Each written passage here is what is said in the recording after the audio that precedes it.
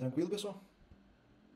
Eu não sei se vocês querem comentar um pouco dessa parte aqui, não sei se a gente entra nessa parte de parendodôntica, ou se querem comentar um pouco dessa parte agora de infecção e a gente deixa a parendodôntica no segundo momento. Não, eu tenho. Deixa eu ver. Tem a parte teórica aqui, que é rapidinha, e depois eu já entro nos casos clínicos. Eu acho que dá pra tocar aqui, daí qualquer coisa nem que a gente tenha um pouquinho das 9h30 ali, pessoal, que quiser ficar pra tirar as dúvidas, daí no final ali. Porque daí a cirurgia parendodôntica já vai entrar mais ou menos a contaminação, vai entrar mais ou menos um apanhado geral.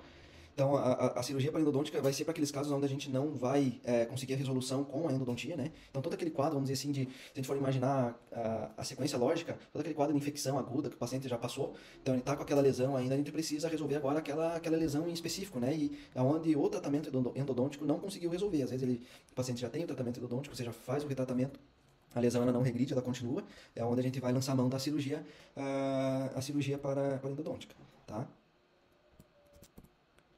Então, a cirurgia periodontal pode ser considerada como tratamento conservador, né? Ou uma extensão da terapia endodôntica, visando a preservação do elemento dentário, né? Então, assim, não é pelo fato de que eu faço implante que eu vou, todo dente com lesão eu vou remover. Então, eu faço hoje.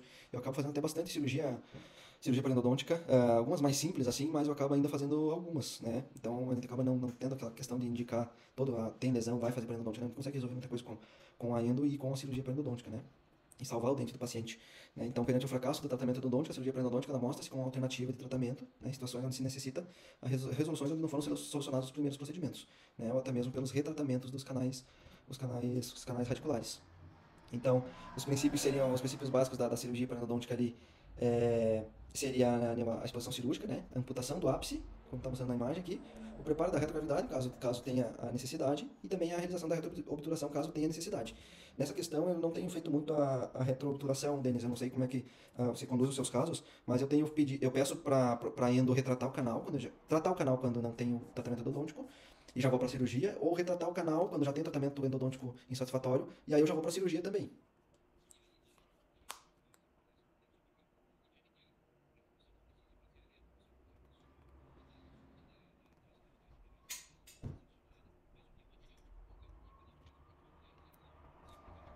Pelo ápice, né? E risco de contaminação e tal.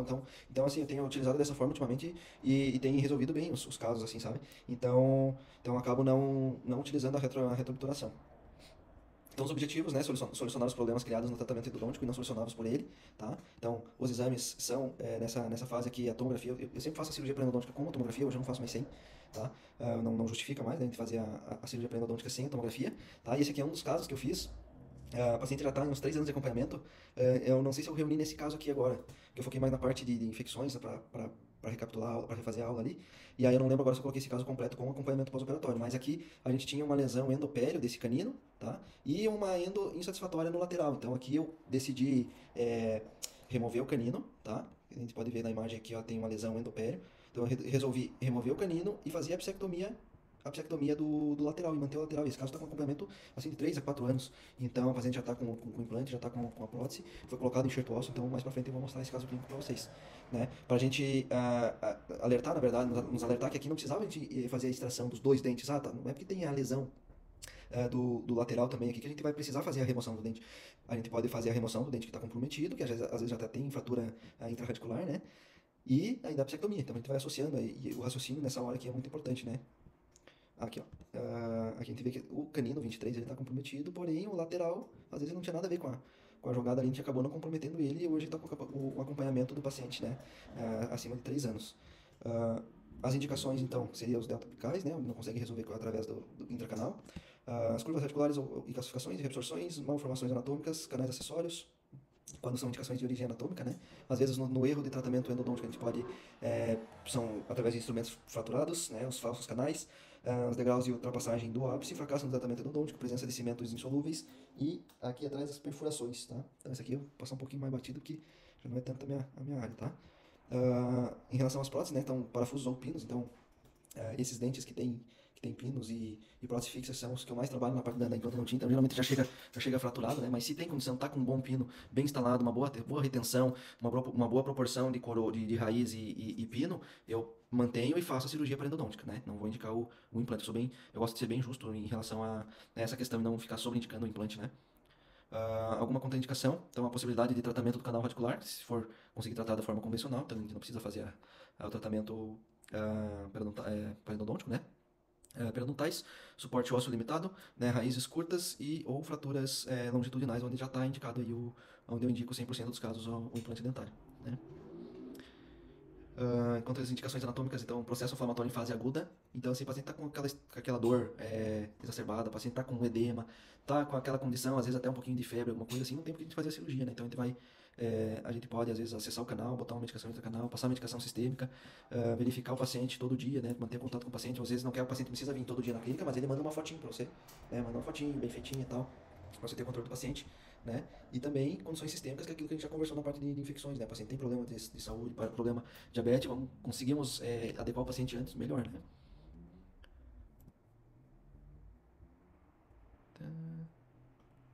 Então aqui a gente já vai ver a questão de tamanho, a diferença ah, das lesões, né? Então hoje eu tenho casos com lesões extremamente extensas, assim, que a gente faz um procedimento que eu vou mostrar para vocês, se der tempo no final da aula eu tenho um caso clínico, que eu faço a marsupialização desse caso, tanto pela vestibular do rebordo, quanto pelo próprio alvéolo, quando está indicada a exodontia do dente, tá? E aí eu faço a descompressão dessa lesão. Então, é muito importante a gente avaliar nessa questão aqui o tamanho e o envolvimento das estruturas anatômicas circunjacentes ali, né, adjacentes. Então, a fossa nasal, geralmente, aparece casos para mim que a lesão está tão grande que ela está invadindo a fossa nasal, ocorrendo espessamento, né, da cortical da fossa nasal, devido ao tamanho da lesão. Então, nesses casos, assim, a gente pode, no planejamento cirúrgico, a gente faz primeiro uma descompressão daquela lesão, que basicamente é o quê? A marsupialização. Então, a gente vai fazer a abertura daquela lesão, vai deixar ela aberta, né? E aí vai deixar ela descomprimir ali uns 2, 3 meses, para que daí a gente consiga fazer a remoção completa dela, tá? Independente se tu vai manter o dente ou não, né? Isso aí fica a critério de cada caso, na verdade, de como é que está o envolvimento da lesão em relação à raiz também, né? Tem aquela lesão inflamatória ali que ela invade mais a parte alveolar, não tanto a parte apical. Então, quando ela envolve mais a parte apical, a parte alveolar, em volta da raiz, às vezes eu já indico a extração do dente. Quando ela fica mais restrita e invade mais a região do ápice para cima, né, é onde eu já tento fazer, dependendo do tamanho da lesão, a fazer a descompressão e depois a remoção completa dela. Tá? Então, já vou entrar nos casos clínicos aqui para a gente conversar um pouco mais sobre os procedimentos, exatamente, propriamente ditos, né? Então, esse primeiro caso clínico aqui, ó, se não me engano, do professor Renato também, é onde a gente vê a lesão de origem inflamatória, provavelmente, né, de origem do premolar aqui. Né? Então, vamos analisar aqui a tomografia, ó,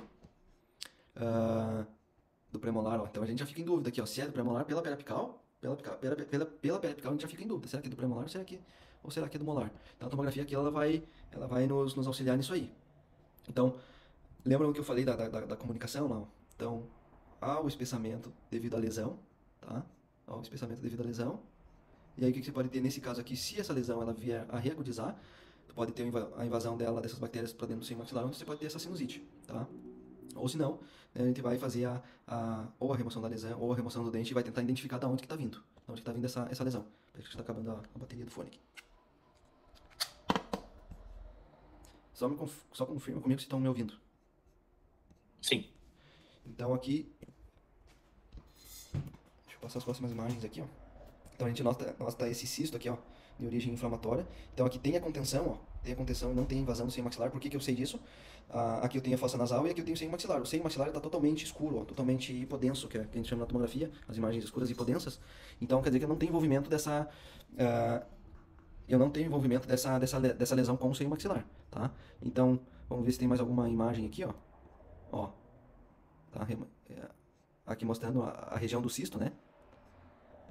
E aí é onde foi feita a remoção. Então, o acesso cirúrgico, então, próximo ao ápice da raiz, né?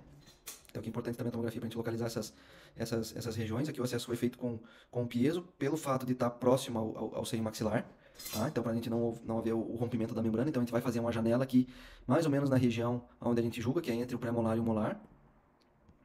Vai começar a ter o acesso à lesão ali, tá? Aqui foi utilizado aqui o próprio piezo para fazer o descolamento, mas a gente consegue, eu praticamente uso somente a colheita de Lucas, né, para fazer a divulsão aqui dessa região, em volta da lesão, né? Aqui fazendo o descolamento, aproveitando o piezo, tá? E aqui a remoção completa da lesão. Uma baita, né? Lesão gigante ali. Então a gente conseguiu remover essa lesão Então o tratamento de canal estava satisfatório, então optou-se por apenas remover a lesão, né? Então uma forma cuidadosa aqui para não afetar as raízes, até como havia o canal tratado do premolar e do molar, você poderia até fazer a, o rompimento do ápice dos dentes, né? Que eu acho que foi feito nesse caso, o desgaste, né? Então a remoção de toda a lesão, ó.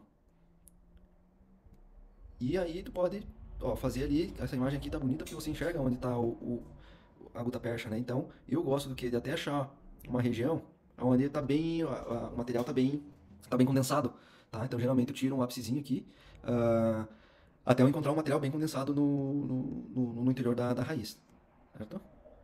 Então aqui a gente vê, ó, tem o términozinho aqui que não tá com material obturador, então a gente acaba fazendo a psectomia daquela região ali, né? E aí feito o fechamento do acesso. Então aqui os acompanhamentos, ó, dá 9 meses de diferença, se não me engano, tá? 2017 para 2018, ó, e aí a gente tem a resolução completa do caso, ó, né? Somente com a cirurgia paraendodôntica. Então, tratamento canal satisfatório, endodontia satisfatória, aí cirurgia satisfatória, você tem a resolução do caso. Tá? Sem precisar indicar implante ou sem que corra o risco de vir a reagudizar e dar uma sinusite ou alguma coisa do tipo, né? E aí você olha a tomografia, olha só que interessante, né? A tomografia, deixa eu só sair da frente aqui. Ó, a tomografia pré-operatória e a tomografia pós-operatória, da mesma região, aqui onde foi feito o acesso, ó. Então o próprio organismo ele se refaz, né? Então aqui, a tomografia que mostra nitidamente, né, que houve a cura aqui, né, dessa região e você conseguiu você manteve, né, os dentes do paciente. Então, caso clínico 2, acho que é aquele que eu havia comentado. Ou não, vamos ver. Ah, não, ainda não é aquele lá. Mas então aqui foi utilizado o PRF para colocar dentro da cavidade onde foi feita a lesão, né? Então aqui é a região da lesão, ó. E aqui que fica a maior dúvida das pessoas, né, dos profissionais. Da onde que tá vindo essa lesão, né? Então aqui, o que a gente pode fazer? Ô, Denis, até queria ver uma ideia tua do teste de vitalidade. O que tu acha que dá de teste de vitalidade por exemplo, nesse central e nesse canino? Claro que não tem como saber, mas a chance de ser desse lateral aqui é muito grande, né? O mais provável pela centralização da lesão. Exatamente, pela posição da lesão. E se tu fosse fazer o teste térmico nesses casos aqui?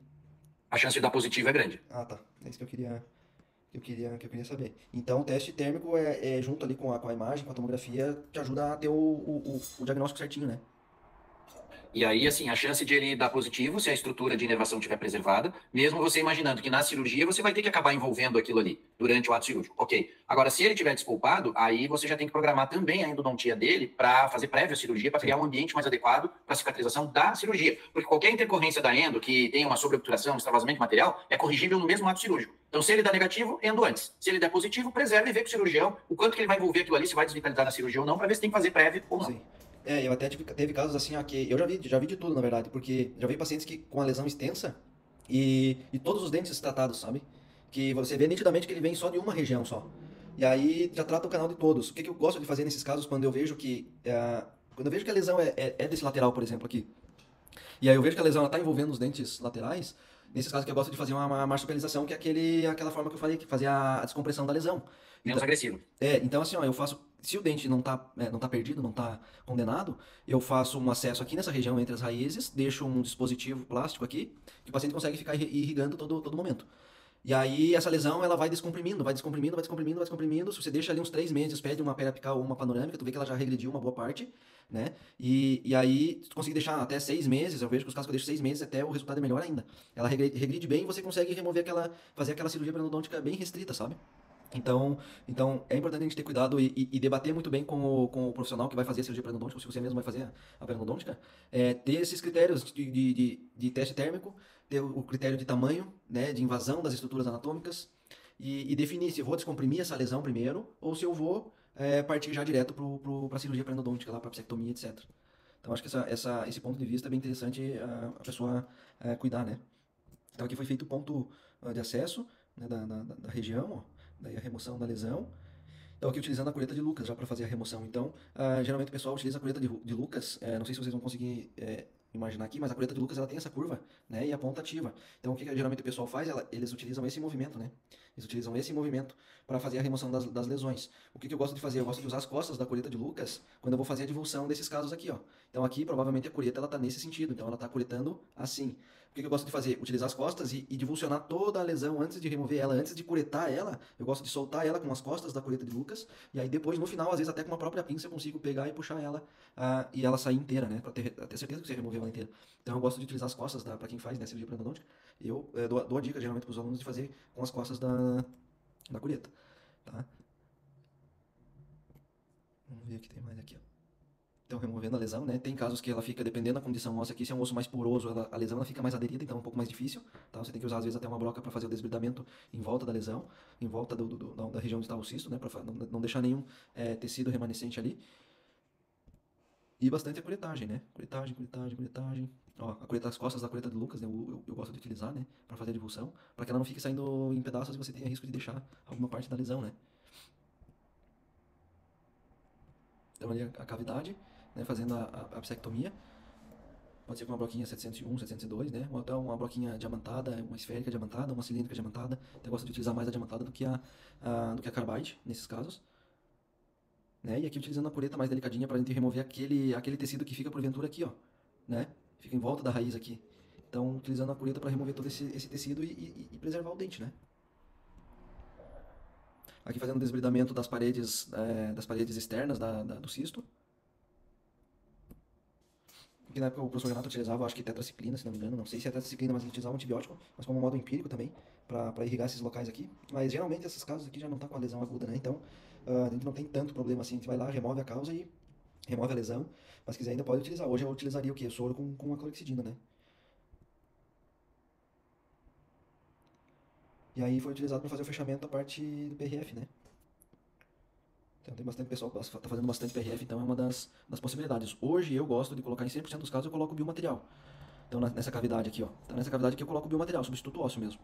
Porque ele funciona muito melhor que o coágulo, né? E aí como você já tem o tratamento endodôntico, já tem a eliminação das bactérias, tem a remoção de toda a lesão, tu irrigou, tu desbridou com broca, com cureta.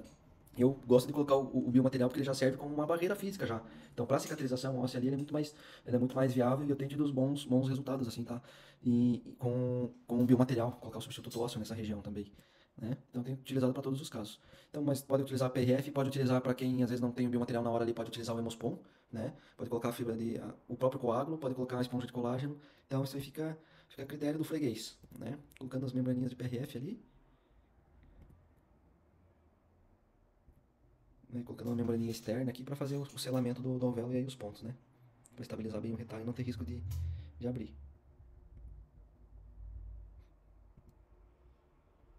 E aí no laudo, né, veio como cisto periapical, então já está, particularmente já está tratado. Então aqui é uma vista, uma radiografia, são radiografias oclusais aqui, né, a gente vê o tamanho da lesão, ó.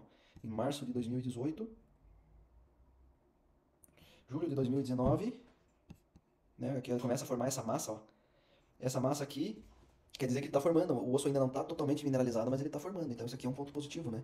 Então a gente tem que ficar bem atento a esses sinais, né? Claro que a gente vai precisar fazer tomografia agora para ver, mas esse sinal aqui dessa massa aqui meio definida aqui ainda já é um sinal positivo de que está formando o osso, né? Ó. Então até você vê que está um ambiente saudável, sadio aqui, e aí o paciente tem ali não tem mais complicações, né? Não tem mais problema. Tá? Aqui em novembro de 2019, ó. Então, resolvido. Agora sim vem aquele casinho que eu comentei, ó. Então, onde eu fiz a remoção do canino e a bisektomia do dente do lateral. Agora só não vou me recordar se foi feito o retratamento dele ou não, tá? Mas eu removi aqui até onde eu noto que tem até onde eu noto que tem uma faixa bem obturada do tecido ali, né? Então, uma parte bem incorporada, não sei como é que se chama, bem adaptada, né? Do material obturador. Tá? E aí eu fiz a bisektomia e anexo do dente. Aqui a gente já faz a regeneração, né? Então aqui, ó, a gente tem bastante estrutura óssea ainda em volta das raízes. Então, um outro motivo que eu preferi manter esse dente também foi para a condição óssea, tá?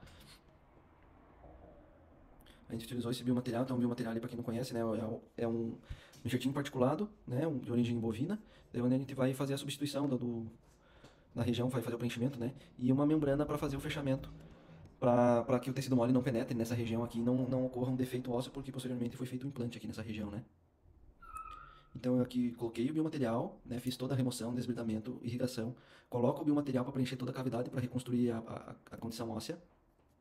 Aí recorta, esse aqui é o template que eu uso, é a tampa do fio de sutura, então eu pego a tampa do fio de sutura, recorto mais ou menos da forma que eu quero e depois eu utilizo ela como modelo para fazer a colocação em cima do leito, ó, né? Para que eu quero tampar tanto a região vestibular quanto a região oclusal ali. Então eu ainda associei mais uma membraninha não absorvível, tá? Porque não queria que fechar em primeira intenção, esse caso aqui para não distorcer aqui o tecido ceratinizado, né? Deixar ele na vestibular do implante futuramente, tá? Então por isso que eu preferi utilizar uma membrana não absorvível.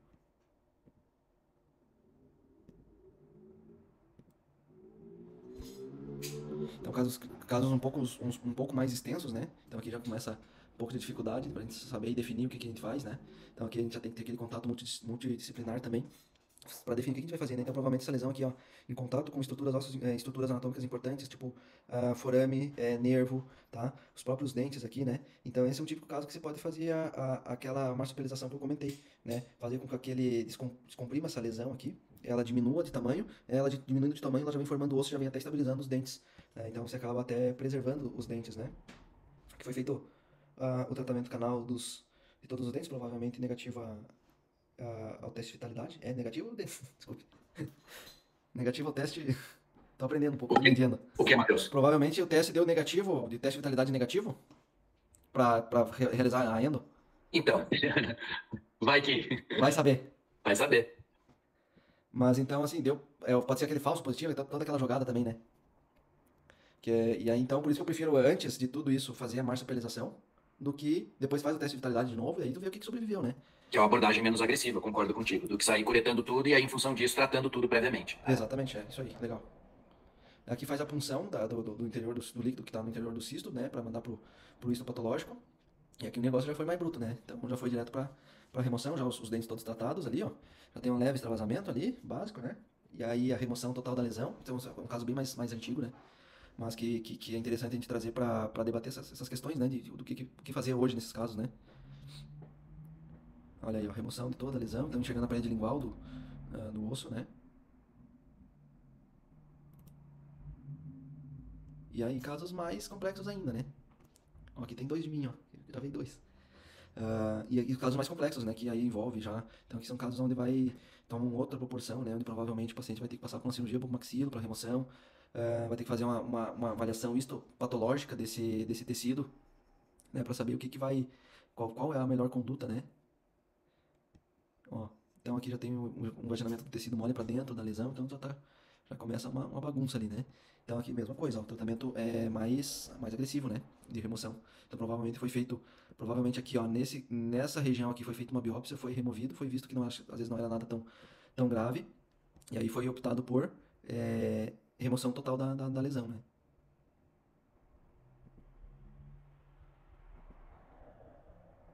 Grande, para quem sabe o tamanho da lâmina, né?